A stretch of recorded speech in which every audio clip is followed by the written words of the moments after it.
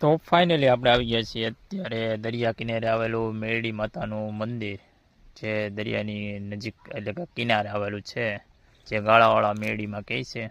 તો આપણે આજે આવી ગયા છીએ મેરડીમાંના દર્શન કરવા માટે.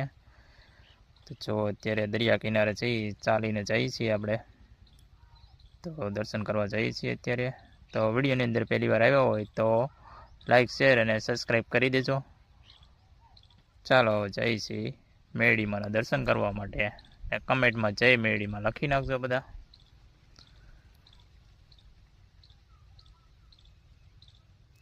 બાય બાય બધાને.